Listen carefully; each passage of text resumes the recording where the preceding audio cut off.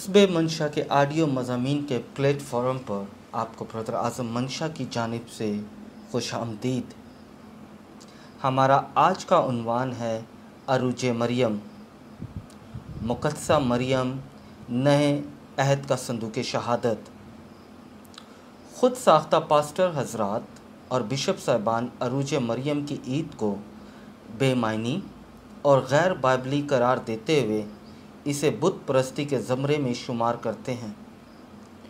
उनका ये अमल न सिर्फ मुझे इनकी कलाम खुदा से दूरी का सबूत पेश करता है, बल्कि कलाम खुदा को सैको सबाक से हट कर पेश करने वाले वो ग्रुप नज़र आते हैं जो खुदा के छोटे गले को कलाम खुदा की दुरुस्त और मायनी खेज़ तफसीर से भी दूर करते हैं। बाइबल मुक़द्दस का अदना सा तालिब इल्म और कैथोलिक मसीह होने के नाते नाचीज़ हमेशा से कलाम खुदा, रसूली रवायात और कलीसियाई रहनुमाई में अपना ईमानी सफ़र करने की सही करता है। आज का मज़मून मुक़द्दसा मरियम नया अहद संदूक बाइबली इल्मुल मरियम पर मबनी है। मुक़द्दसा मरियम के हवाले से बाइबल मुक़द्दस में कई एक इशारती हवालाजात मिलते हैं, जिनका मुफस्सल मुताला न सिर्फ कैथोलिक कलीसिया की बाइबली इल्मुल मरियम को समझने में मदद फ़राहम करता है, बल्कि ईमान में क़ुव्वत और ताज़गी रूनुमा होती है। कैथोलिक कलीसिया अक़ीदत और एहतराम के साथ 15 अगस्त को अरूज मरियम की ईद मनाती है, जिसके मायने ये हैं कि खुदावन यसु मसीह ने अपनी माँ को, जिसके रहम में 9 माह बसेरा करने के बाद 30 साल जिसके साथ मुकम्मल वक्त गुजारा और जो सलीब के नज़दीक खड़ी होकर अपने इकलौते बेटे के मिशन में हौसला अफजाई और तसल्ली बनी रही, अब वह अपने इकलौते बेटे और हमारे निजात दहिंदा यसु मसीह के साथ आसमान में मौजूद है, जिसके बारे में कलाम खुदा गवाह है कि मुक़द्दसा मरियम अहद अतीक के संदूक शहादत की तरह अब आसमान में अपने बेटे के साथ मौजूद है, जिसकी जानिब रसूल मोहब्बत मुक़द्दस यूहन्ना मुकाशफ़ा की अक़दस किताब उसका 11वां बाब उसकी 19वीं आयत में इशारा करते हुए कहते हैं, और खुदा की हैकल आसमान में खुल गई, उसकी हैकल में उसके अहद का संदूक नज़र आया और बिजलियाँ और आवाज़ें और गरजें पैदा हुईं और ज़लज़ला आया और बड़े बड़े ओले पड़े। मुकाशफ़ा की अक़दस किताब में रकम है कि संदूक शहादत आसमानी हैकल का हिस्सा है। अब मज़ीद मुक़द्दस यूहन्ना कहते हैं कि फिर एक बड़ा निशान आसमान पर नज़र आया, यानी एक खातून जो सूरज को ओढ़े हुए थी और जिसके पाँव के नीचे चाँद और सर पर 12 सितारों का ताज था। मुकाशफ़ा की अक़दस किताब उसका 12वां बाब और उसकी पहली आयत। अगर आप गौर करें तो मुक़द्दस यूहन्ना अहद के संदूक के बाद खातून का ज़िक्र करते हैं, जो इस बात की जानिब इशारा है कि मुक़द्दस यूहन्ना मुक़द्दस मरियम की जानिब इशारा करते हैं, क्योंकि अंजील मुक़द्दस मुताबिक मुक़द्दस यूहन्ना में मुक़द्दसा मरियम का नाम खातून है। हवाले के तौर पर अंजील मुक़द्दस मुताबिक मुक़द्दस यूहन्ना उसका 2वां बाब और उसकी 4थी और उसका 19वां बाब और उसकी 26वीं आयत को देखें। अब सिर्फ ये ही नहीं, बल्कि अहद अतीक की रोशनी में अहद जदीद के कई एक हवालाजात मिलते हैं जो इस हकीकत को अयां करते हैं कि मुक़द्दसा मरियम नए अहद का संदूक शहादत है। इस हकीकत को समझने के लिए कलाम खुदा को इस तरीके से पढ़ना चाहिए जैसे हमारे निजात दहिंदा ने पढ़ने का दरस दिया। यसु मसीह का अक़दस साहिब पढ़ने का तरीक़ाकार। हमारा निजात दहिंदा यसु मसीह अक़दस सहाइफ़ को बयान करते हुए अहद अतीक का हवाला ज़रूर देते हैं, जिसकी बुनियाद पर वो अपने इलाही मिशन को बयान करते हैं। मसलन खुदावन यीशु मसीह अपनी सलीबी मौत की बात करते हैं, जिसके लिए बियाबान में पीतल के सांप का हवाला देते हैं।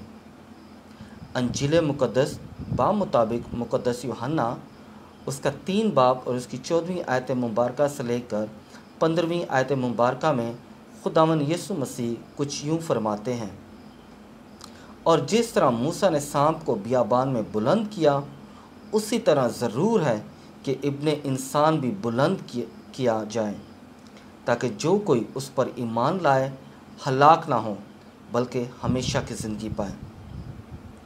अब अगर आप मूसा ने सांप को बियाबान में बुलंद किया देखना चाहते हैं, तो अदद की अक़दस किताब को देखें, जहाँ ये वाक़या यूँ मरकूम है, तब मूसा ने पीतल का सांप बनाया और उसे बाले पर रखा।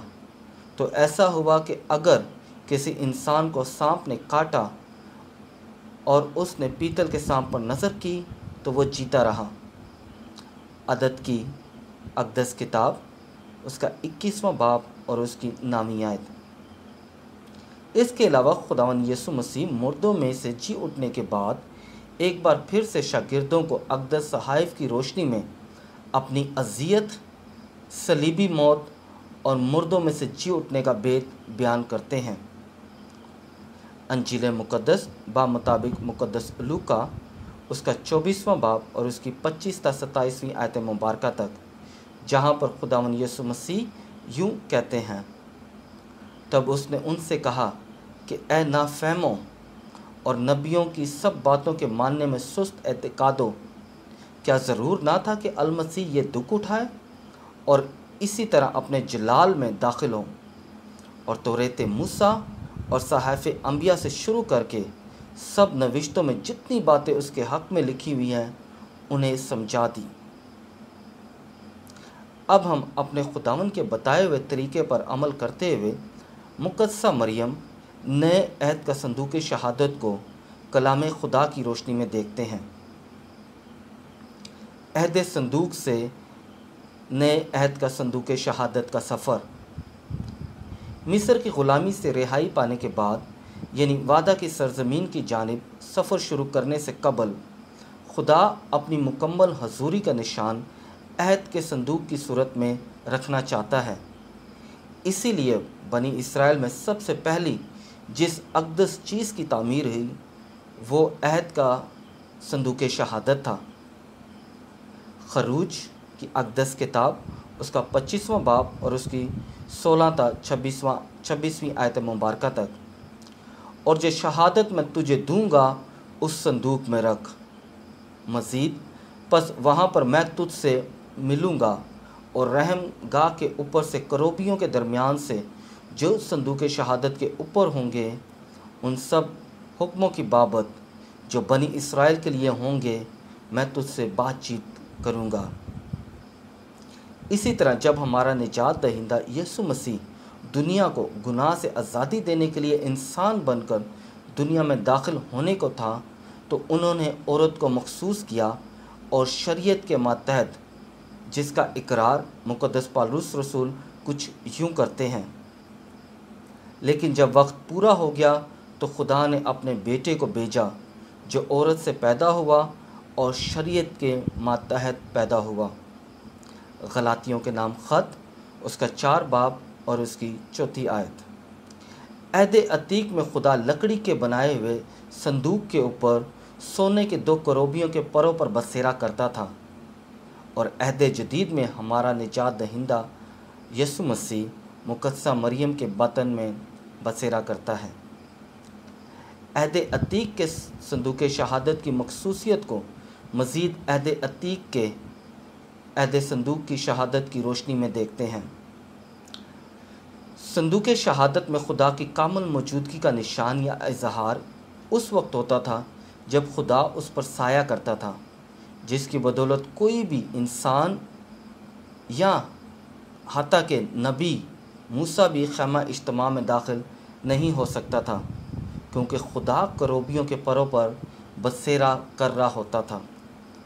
यही अमल मुक़द्दसा मरियम की ज़िंदगी में मिलता है, जब फरिश्ता खुदा का पैगाम खुदा की बंदी मरियम को देता है कि तू हामला होगी, जिस पर मरियम इकरार करती है कि वो मर्द से नावाकिफ़ है, यानी वो कवारी है, इसके जवाब में अहद अतीक का अमल दोहराया जाता है, जिसमें फ़रिश्ता कहता है कि रूह कुद्दुस तुझ पर नाजिल होगा और हक ताला की कुदरत तुझ पर साया डालेगी और सब वो कदूस मालूद का बेटा कहलाएगा।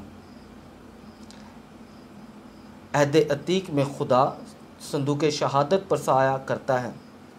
अहद जदीद में नए अहद का संदूक मुकद्दसा मरियम पर खुदा अपना साया करता है। अहद अतीक में साए के वक्त कोई भी शख्स उसमें दाखिल नहीं होता और मुकद्दसा मरियम का इकरार है कि मैं मर्द से नावाकिफ़ हूँ, जो इस बात की जानिब इशारा है कि मुकद्दसा मरियम हमेशा कवारी है। संदूक शहादत में 3 अक़दस अशिया खुदा के वादों का वाज़े निशान था, यानी अहद की लूएँ, मन और हारून का आसा। अहद की लूएँ शरीयत की जानिब इशारा करती हैं, मन आसमानी रोटी की जानिब इशारा करता है और हारून का आसा कहानत की जानिब इशारा करता है। हवाले के तौर पर इब्रानियों के नाम ख़त, उसका 9 बाब और उसकी 4 आयत। अब मुकद्दसा मरियम के बतन में यसु मसीह ने परवरिश पाई। वो अजीम हस्ती और हमारा निजात दहिंदा यसु मसीह इन तीनों अक़दस अशिया की कामलियत करता है, यानी खुदावंद यसु मसीह शरीयत की बात करते हुए कहते हैं कि ये ख्याल मत करो कि मैं तौरेत या सहाफ़े अंबिया को मनसूख करने आया हूँ। मनसूख करने को नहीं बल्कि पूरा करने को आया हूँ। अंजील मुक़द्दस मुताबिक मुक़द्दस मत्ती उसका 5 बाब और उसकी 17वीं आयत। यीशु मसीह मन की बात करते हुए वाज़े करते हैं, ज़िंदगी की रोटी मैं हूँ। तुम्हारे बाप दादा ने बियाबान में मन खाया और मर गए। मज़ीद वो फरमाते हैं, मैं वो ज़िंदा रोटी हूँ जो आसमान से उतरी है। अगर कोई इस रोटी में से खाए तो हमेशा तक ज़िंदा रहेगा, और जो रोटी जहाँ की ज़िंदगी के लिए मैं दूंगा वो मेरा गोश्त है। अंजील मुक़द्दस मुताबिक मुक़द्दस यूहन्ना उसका 6 बाब उसकी 48वीं आयत मुबारका से लेकर 52 आयत मुबारका तक। और हारून के आसे को बयान करते हुए इब्रानियों के नाम ख़त के मुसन्नफ़ यसु मसीह को काहिन आज़म कहते हैं। पस जबकि हमारा एक ऐसा अजीम काहिन आज़म है, यानी यसु इब्ने खुदा, जो अफलाक से गुज़र गया हुआ है, आओ हम अपने इकरार पर साबित कदम रहें। इब्रानियों के नाम ख़त उसका 4 बाब और उसकी 4 आयत। अहद अतीक के संदूक शहादत में अहद की लूएँ यानी शरीयत, मन यानी रोटी और हारून का आसा यानी कहानत। मुकद्दसा मरियम के बातन में बसेरा करने वाला शरीयत की कामलियत, आसमानी रोटी और काहिन आज़म हमारा निजात दहिंदा यसु मसीह है। मज़ीद मुकद्दसा मरियम नए अहद का संदूक शहादत को जानने के लिए कलाम खुदा से हवाला जात देखते हैं। दाऊद नबी संदूक शहादत को लेने के लिए यरूशलेम में जल्दी जाता है और वह यहूदा के शहर में जाता है। और दाऊद उठा और सब लोगों को जो उसके साथ थे लेकर यहूदा के बाल को रवाना हुआ, ताकि वहाँ से खुदा का संदूक ले आए, जिस पर नाम रब्बुल अल्फाज क्रोबी नशीन पुकारा जाता है। 2 सैमुएल उसका 6 बाब और उसकी 2 आयत। मुकद्दसा मरियम जो कि नए अहद का संदूक शहादत है, जब वो खुदा का कलाम फरिश्ते से सुनने के बाद उठकर जल्दी से यहूदा के शहर को जाती है। हवाला अंजील मुक़द्दस मुताबिक मुक़द्दस लूका उसका 1 बाब और उसकी 39वीं आयत। और यूं ही और इन्हीं दिनों में मरियम उठकर जल्दी से कोहिस्तान में यहूदा के एक शहर को गई। संदूक शहादत को देखकर दाऊद नबी अपने एहसासात का इजहार करता है कि खुदावंद का संदूक मेरे पास किस तरह आएगा। दूसरा सैमुएल उसका 6 बाब और उसकी नामी आयत। नए ऐत के संदूक शहादत को देखकर अलिस्बात ने भी यही अल्फाज दोहराए, मेरे लिए ये बात कैसे हुई कि मेरे खुदावन की माँ मेरे पास आई। अंजील मुक़द्दस बा मुताबिक मुक़द्दस लूका उसका 1 बाब और उसकी 43वीं आयत। दाऊद ने संदूक शहादत की आमद पर कूदता और नाचता है। हवाला दूसरा सैमुएल उसका 6 बाब और उसकी 16वीं आयत। और ऐसा हुआ कि जब खुदावंद का संदूक दाऊद के शहर में दाखिल हुआ तो शाऊल की बेटी मिकाएल ने खिड़की से निगाह की और दाऊद बादशाह को देखा कि वह खुदावंद के आगे आगे कूदता और नाचता है। नए ऐत के संदूक शहादत को देखकर ना सिर्फ अलिस्बात बल्कि यूहन्ना इस्तबागी भी अपनी माँ के बातन में खुशी का इजहार करता है। और मुकद्दसा अलिस्बात कहती है, देख जूँ ही तेरे सलाम की आवाज़ मेरे कान में पहुँची तो बच्चा मेरे बातन में खुशी से उछल पड़ा। अंजील मुक़द्दस बा मुताबिक मुक़द्दस लूका उसका 1 बाब और उसकी 44वीं आयत। यहूदा के शहर में संदूक शहादत ने 3 महीने तक उबैद के घराने में रिहाइश इख्तियार की। हवाला दूसरा सैमुएल उसका 6 बाब और उसकी 11वीं आयत। तो खुदावंद का संदूक जत्ती उबैद ओदाम के घर में 3 महीने तक रहा। नए ऐत का संदूक शहादत मुकद्दसा मरियम ज़िक्रिया काहिन के घर 3 महीने तक रही। हवाला अंजील मुक़द्दस बा मुताबिक मुक़द्दस लूका उसका 1 बाब और उसकी 56 आयत। और मरियम 3 महीने के करीब उसके साथ रही। मुदरजा बाला हवाला जात की रोशनी में मोमिन इस बात का अंदाज़ा लगा सकता है कि जब कैथलिक मसीह मुकद्दसा मरियम से दुआ और अकीदत का इजहार करते हैं तो दरअसल बनी इसराइल के उस अमल को दोहरा रहे होते हैं जिसका खुदा ने ईमानदारों की जमात को हुक्म दिया था। अब यहाँ पर यह कहना कि मुकद्दसा मरियम अपने बेटे खुदावंद यीशु मसीह के साथ आसमान पर नहीं है तो यह खुदावंद यीशु मसीह की ताकत को कम करने के मुकाबले में है, क्योंकि वो जो अंधों को अच्छा करता है, जिसके कपड़े छूने से बीमार तंदुरुस्त हो जाते हैं, जो लंगड़ों को सेहत बख्शता है, जो मुर्दों को ज़िंदा करता है, सिर्फ़ अपने छूने से और अपने अल्फाज से। क्या मुकद्दसा मरियम इतनी अजीम हस्ती नहीं है जिन्होंने अपने बेटे को यानी हमारे निजात दहिंदा को अपने रहम में 9 महीने तक रखा? क्या मुकद्दसा मरियम ने अपने बेटे को दूध नहीं पिलाया? क्या मुकद्दसा मरियम ने हमारे निजात दहिंदा यीशु मसीह को गोद में नहीं उठाया? क्या हमारे निजात दहिंदा ने अपनी माँ के साथ 30 साल तक ज़िंदगी नहीं गुजारी? क्या हमारे खुदावंद यीशु मसीह ने अपनी माँ को सलीब के नज़दीक खड़े होकर ये नहीं कहा कि मेरे गले की निगहबानी करना? इसलिए अरूज मरियम की बुनियाद ना सिर्फ बाइबली इल्मुल मरियम पर मबनी है बल्कि ये रसूली रवायात का हिस्सा है। मुकाशफा की अक़दस किताब में रकम बेत हैकल में खुदा का संदूक दरअसल मुकद्दसा मरियम में पाया तकमील को पहुंचता है। इसलिए नए खरूज में नए ऐत का संदूक शहादत मुकद्दसा मरियम की सूरत में मोमनीन की जमात में मौजूद है। आपको मुकद्दसा मरियम अरूज मरियम की ईद मुबारक हो।